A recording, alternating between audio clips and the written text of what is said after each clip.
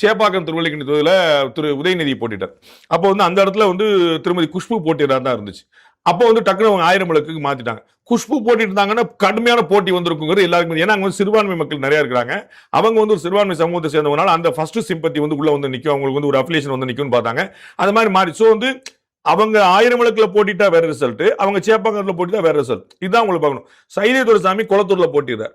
எவ்வளவு டஃப்பான போட்டி வந்துச்சுன்னு பார்க்கணும். நீங்க உங்களுக்கு புரியல, ஸ்டாலினோட போட்டியிலே வந்து கடுமையான போட்டி இல்ல சைதை துரைசாமி போட்டிட்டு சைதை துரைசாமி போட்டிட்டு தான் பெருசா வந்து ஆமா இல்ல ரிசல்ட் போச்சு வந்து இப்ப அந்த வழக்கு தான் நடந்துட்டு இருக்கு சுப்ரீம் கோர்ட்ல நடந்து.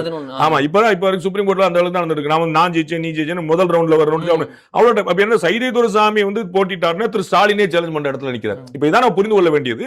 தொகுதி கேண்டேட் அதை பொறுத்தா நிற்கும். விஜய் ஜெயிப்பாரா மத்தவங்க ஜெயிப்பாங்களா? கோபிச்செட்டிப்பாளையத்தில் நான் சொன்னேன் மும்முனை போட்டில் எப்படினாலும் போடலாம். அது டிஎம்கேக்கு சாதமா போயிடலாம், ஏடிஎம்கே சாதமா போயிடலாம், டிவிகேக்கு சாதமா வரலாம் இருக்கிறது.